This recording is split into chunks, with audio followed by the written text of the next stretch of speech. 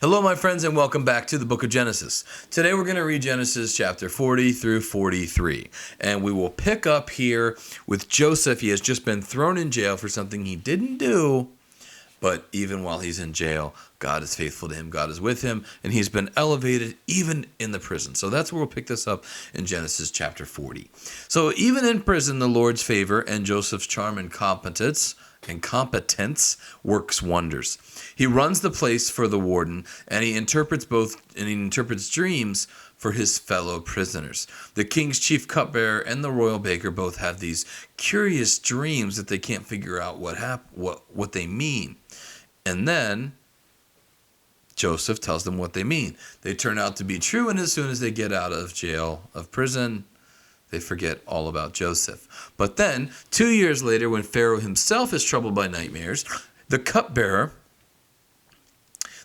remembers Joseph and recommends him to his master. Pharaoh's dreams are of thin corn, consuming full corn, and lean cows devouring fat cows.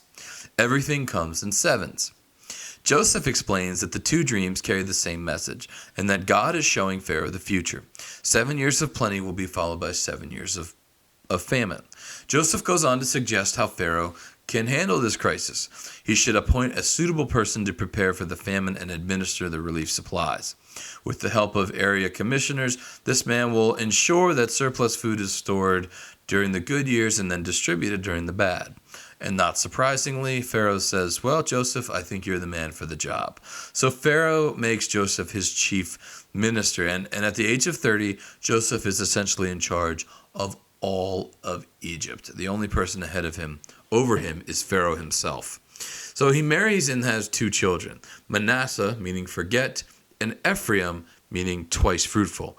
He feels that God has helped him forget his troubles and flourish even in spite of them. During the years of plenty, Joseph organizes the storage of vast quantities of grain, and then the years of famine bite, just as Joseph had predicted. So that's what's going on in Egypt. And meanwhile, close by, Joseph's brothers and his family are experiencing this same famine because it's everywhere. So they decide to go over to Egypt and try to buy some grain. So when Joseph's brothers come to see him and come to ask for grain, Joseph is now completely Egyptian in appearance and manner. He stands before them dressed in fine linen, wearing his gold chain of office and the Pharaoh's ring. The brothers have changed very little, and Joseph recognizes them immediately. But they don't recognize Joseph at all. They bow before him with their faces to the ground, and Joseph remembers his boyhood dream. Remember, this dream is what got Joseph in trouble in the first place. That's what made his brothers so upset, and what made them sell him into slavery and want to kill him. That's, of course, what we should all do when we're upset. Just kidding. It's a little ridiculous. But speaking through an interpreter, Joseph accuses his brothers of being spies. Of course, Joseph knows that they're not, but he figured after all they've done to him, he's going to have a little fun. And I can't say I blame him here. Can't say I wouldn't do exactly the same thing if I was smart enough to think of it.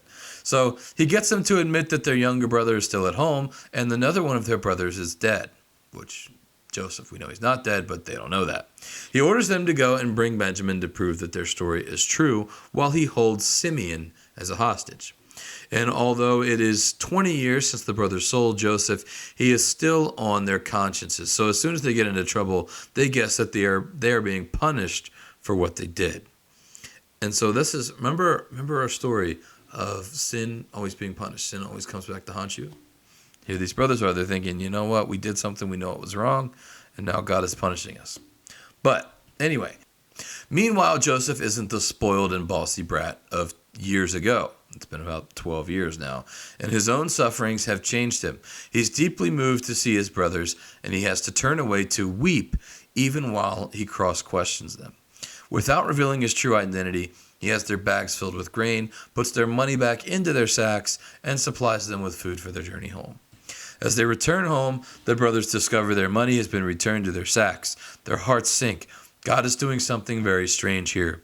When Jacob hears their story, he's panic-stricken and refuses to let Benjamin go with them to Egypt. But the family faces starvation, and he's eventually forced to agree. When the brothers arrive back in Egypt, Joseph has them shown to his house for lunch. They fear they're under arrest because of, remember, they left and ended up not paying for any of the food. And they explain to Joseph's steward that there's been some misunderstanding.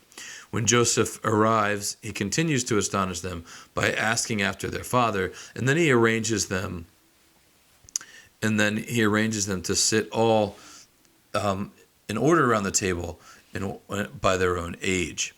And so when he sees his younger brother Benjamin, he again begins to weep. And then after this dinner, he sends his brothers on their way again. And that is where we'll leave this story off today. And we'll see what happens next time when we continue in Genesis 44. That's all for today. I'll see you tomorrow.